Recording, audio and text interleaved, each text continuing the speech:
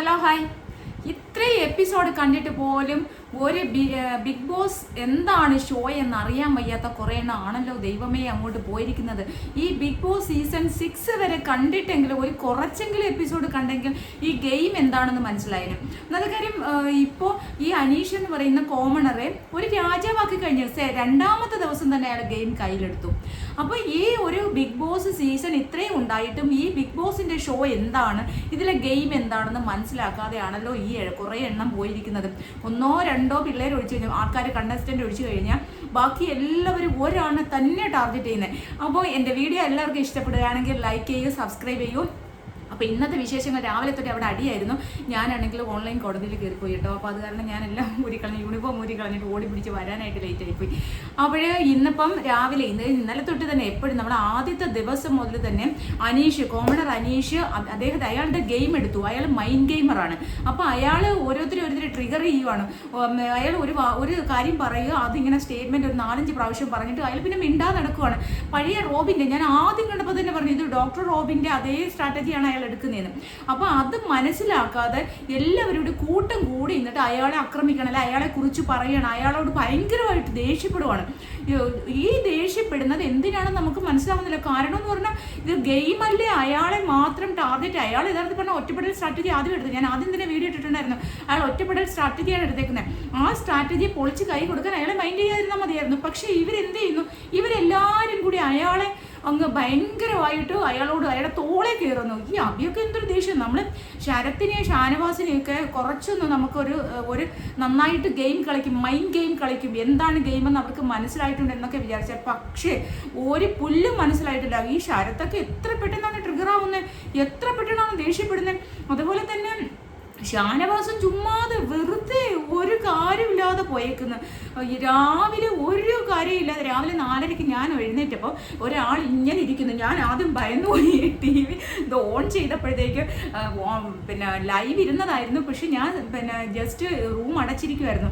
ഞാൻ അപ്പുറത്തെ റൂമിൽ ഉറങ്ങാൻ പോയിട്ട് തിരിച്ച് ഞാനിവിടെ വന്നപ്പോൾ ലൈവ് നോക്കിയപ്പോൾ ഒരാളത് ഇങ്ങനെ ബുദ്ധനെ പോലെ ഇരിക്കുന്നു. എന്ത് കാര്യം നോക്കിയപ്പോൾ ആരാ, നമ്മുടെ മുൻഷി രഞ്ജിത്ത് രാവിലെ 4:30 ഇങ്ങനെ യോഗ ചെയ്യുക. യോഗ ചെയ്തിട്ട് പിന്നെ ഇങ്ങനെ നടക്കുന്നുണ്ട്. പിന്നെ ഞാൻ എൻ്റെ ജോലിക്ക് പോയി, അയാൾ അവിടെ നിന്ന് യോഗ ചെയ്യണമെന്ന് ഞാൻ വിചാരിച്ചു. ലൈവായിരുന്നു. അപ്പോൾ ലൈവ് ഓൺ ചെയ്ത് കിടക്കുമായിരുന്നു. അപ്പോൾ ഇടയ്ക്കിടയ്ക്ക് സൗണ്ട് വെക്കുന്നുണ്ട്. ഞാൻ ഇടയ്ക്കിടയ്ക്ക് വന്ന് നോക്കും എന്താണ്, എന്തെങ്കിലും ഉണ്ടെന്ന്. അപ്പോൾ രാവിലെ തൊട്ട് നോക്കുമ്പോൾ ഭയങ്കരമായിട്ട് അടി. ഒരു ചെറിയ വളരെ നിസ്സാരമായ കാര്യം, ഈ നൂറ പെട്ടെന്ന് ട്രിഗർ ആയി. നൂറയ്ക്ക് ദേഷ്യവും സങ്കടം എല്ലാം കൂടെ സഹിക്കാൻ വേണ്ടി നൂറ സുപ്രഭാതം പറയുന്നതിന് ഗുഡ് മോർണിംഗ് വേണ്ട, എനിക്ക് സുപ്രഭാതം പറയുന്നുണ്ട്. അപ്പം മിണ്ടാതെ പോയാൽ മതി, ഓക്കെ ഏട്ടാ സുപ്രഭാതം എന്ന് പറഞ്ഞെങ്കിൽ ഇത് അത്രയും ഒരു പ്രശ്നം വരുന്നില്ല. അതിനെ ചൊല്ലി 100 രാവിലെ തുടങ്ങി ഉടക്ക്.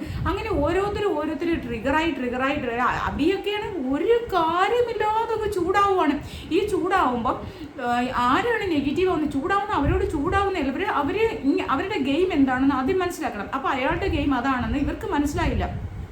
അത് മനസ്സിലായില്ല. പിന്നെ എന്തിനാ ഈ മൊണ്ണകളെല്ലാം കൂടി അങ്ങോട്ട് തള്ളി കയറി പോയെന്നാണ് ഞാൻ ആലോചിക്കുന്നത് കേട്ടോ. കാരണം എന്ന് പറഞ്ഞാൽ നമ്മൾ ഒരാൾ ഗെയിം കളിക്കുമ്പോൾ ഇത് അതെന്താണെന്ന് മനസ്സിലായ ഒരാളുണ്ട് കൂട്ടത്തിൽ.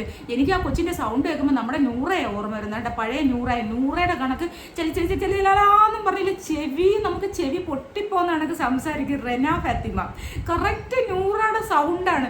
ഞാനത് അപ്പുറത്ത് കിച്ചണിൽ നിന്നിട്ട് ഞാൻ കേൾക്കുന്നു. ഞാൻ വെച്ചാൽ 100 തിരിച്ചെത്തി. അപ്പോൾ ഇത് ഇങ്ങനെ ചലിച്ചലാന്ന് ഇങ്ങനെ സംസാരിച്ചുകൊണ്ടിരിക്കുന്നത്. അപ്പം അത് കുറച്ച് മനസ്സിലായി. അതിന് മനസ്സിലായിട്ടുണ്ടായിരുന്നു ആദ്യം മുതൽ തന്നെ അനീഷ് ഈ ഒരു സ്ട്രാറ്റജിയാണ് എടുത്തിരിക്കുന്നത്.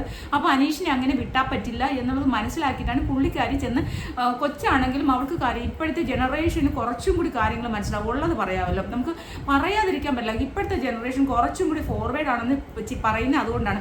അവൾക്ക് കളി കറക്റ്റാണ് മനസ്സിലാവും. അവൾ അതുകൊണ്ട് അനീഷിനെ പുറകെ നടന്ന്, ഇന്നലെ തന്നെ അനീഷ് ഇങ്ങനെ പറഞ്ഞപ്പോൾ അനീഷിനെ പുറകെ നടന്ന് ഇങ്ങനെ ഇറിറ്റേറ്റ് ചെയ്യാൻ ശ്രമിക്കുന്നുണ്ടായിരുന്നു. പഴയ നമ്മുടെ റിയാസ് വന്ന് ഇറിറ്റേറ്റ് ചെയ്താണ്, വൈൽഡ് കാർഡായിട്ട് റിയാസ് വന്ന് നമ്മൾ ഇറിറ്റേറ്റ് ചെയ്ത് റോബിനെ ഇറിറ്റേറ്റ് ചെയ്ത് സെയിം തന്നെ ഇങ്ങനെ ഇറിറ്റേറ്റ് ചെയ്യാൻ ശ്രമിക്കുന്നുണ്ടായിരുന്നു. പക്ഷെ അനീഷ് അതിലൊന്നും വീണില്ല. കാരണം അനീഷ് കറക്റ്റ് ഗെയിം പ്ലാനോടുകൂടി വന്നിരിക്കുന്നത്. അയാളാണ് യഥാർത്ഥ ഗെയിമർ. നമ്മളത് അംഗീകരിച്ച് വരും. നമ്മൾ ആദ്യം പറഞ്ഞു അയാൾ ഭയങ്കര ഷോപ്പ്, ഇവനെ എടുത്ത് പുറത്ത് കളയണം ഇവനെന്ന്. പക്ഷെ അയാളാണ് ഗെയിം അറിയാവുന്ന, അയാളാണ് കറക്റ്റ് ഗെയിമർ. ഇപ്പം അയാളുടെ കയ്യിലായി ഈ ഇപ്പം ഞാൻ ലൈവ് കണ്ടുകൊണ്ടിരിക്കുന്ന ഒരു അവസ്ഥയാണ്. ഈ ലൈവിനകത്ത് എല്ലാവരും പറയുന്ന പേര്, ഒരേ ഒരു പേരാണ് അനീഷ് അനീഷ് അനീഷ്. പ്രേക്ഷകർ അറിയാത്ത പ്രേക്ഷകർ പോലും ഈ അനീഷ് ആരാന്ന് തിരക്കി പോകുന്ന അവസ്ഥയാണ്. കാരണം അനീഷ് അനീഷ് അനീഷ് എന്ന് അവർ തന്നെ കണ്ടസ്റ്റന്റുകൾ തന്നെ പറയുകയാണ്.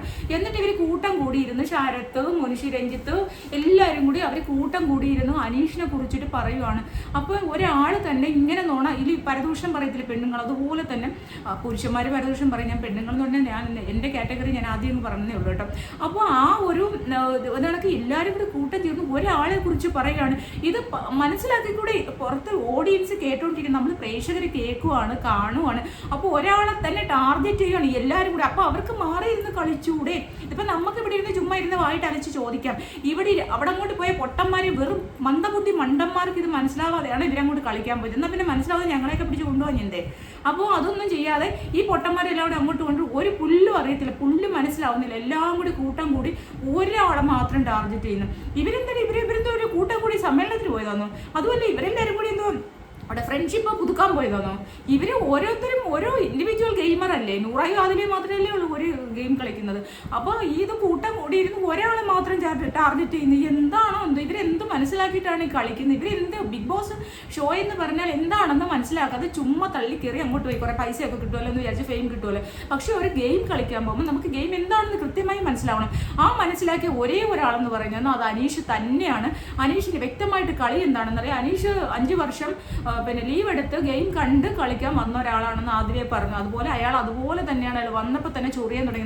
അയാളൊരു ചൊറിച്ചിലിൻ്റെ അസുഖം ആദ്യം തന്നെ ഞാൻ കൂടി പറഞ്ഞു അയാൾ ഭയങ്കര ഒരു ചൊറിയാണെന്ന്. പക്ഷേ ആ ചൊറി കൃത്യമായിരുന്നു. അയാളുടെ ഗെയിം സ്ട്രാറ്റജി ആയിരുന്നു. ആ സ്ട്രാറ്റജിയിൽ ഈ കണ്ടസ്റ്റന്റുകളെല്ലാം വീണു. ഞാൻ ഇന്നലെയും ഞാൻ ആദ്യം തുടങ്ങിയ ദിവസം തന്നെ പറഞ്ഞു ഈ അനീഷിന്റെ ഗെയിമിൽ ഇവർ വീഴും, ഇവർ ചെയ്യാൻ പറ്റുകളെപ്പോഴും വീഴും, അയാളെ വലയിൽ ഇവർ വീഴാതിരുന്നാൽ ഇവർക്ക് രക്ഷപ്പെടാം. പക്ഷേ ഇപ്പം തന്നെ എല്ലാം എണ്ണം വീണ്, എല്ലാം എണ്ണം ഒരു ഘട്ടമായി. അവരെല്ലാവരും കൂടി എന്താ ഫ്രണ്ട്ഷിപ്പ് എന്തോ സമ്മേളനത്തിനവിടെ കമ്മിറ്റിക്ക് അങ്ങോട്ട് പോയിരിക്കും. എല്ലാം കൂടി കൂട്ടം കൂടി ഇരുന്ന് അനീഷിനെ ചീത്ത പറയുന്നു, അല്ല അനീഷിനെ കുറ്റം പറയുന്നു. ഇത് കാണുന്ന പ്രേക്ഷകർ അനീഷിനെ കൂടലേ കൂടും. അപ്പോൾ ഈ പ്രാവശ്യത്തെ സീസൺ ഇതുവരെ നോക്കിയാൽ എന്തുമല്ല അനീഷ് തന്നെ ആയിരിക്കും. ഇനി അടുത്ത ഏതെങ്കിലുമൊക്കെ നല്ല നമ്മളെ പോലുള്ള നല്ല അടിപൊളി കിളിയായിട്ടുള്ള വൈൽഡ് കാർഡ് വന്നെങ്കിൽ മാത്രമേ ഈ ഗെയിം പൊളിക്കാൻ പറ്റൂ. ഇതെല്ലാം കൂടി ഒരുമിച്ച് കൂടിയിട്ട് ഒരാളെ മാത്രം ടാർഗറ്റ് ചെയ്യുന്നു. ഇവരൊക്കെ കളിക്കാനല്ലേ? അപ്പോൾ ഈ ഷാനവാസ് എന്തിനാ അവിടെ പോയി?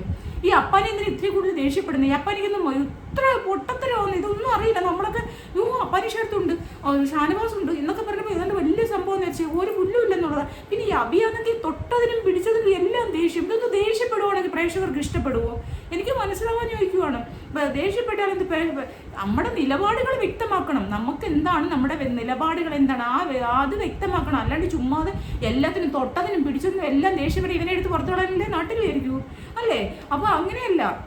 നമ്മളെല്ലാത്തിനും ഇപ്പം നമുക്ക് ഇവിടെ ഇരുന്ന് വാകേറി ഇങ്ങനെ ഇരുന്ന് തൊണ്ട പൊട്ടി ഇങ്ങനെ ഇരുന്ന് പറയാം. നമുക്ക് ദേഷ്യം വന്നിട്ടാണ് പറയുന്നത്. കാരണം എന്ന് പറഞ്ഞാൽ ഇത് ഒരു ഗെയിമിനല്ലേ പോയിരിക്കുന്നത്. ഇവരെന്തോ ഇത് പാർട്ടി കമ്മിറ്റിക്ക് വല്ലതും ആണോ പോയിരിക്കുന്നത്? അല്ലെങ്കിൽ വല്ലെന്തോ പിന്നെ ഇത് പറഞ്ഞ ടൂറിന് പോയിരിക്കുവാണ്. എല്ലാവരും കൂട്ടം കൂടി ഇരുന്ന് സംസാരിച്ച് രസിക്കാൻ.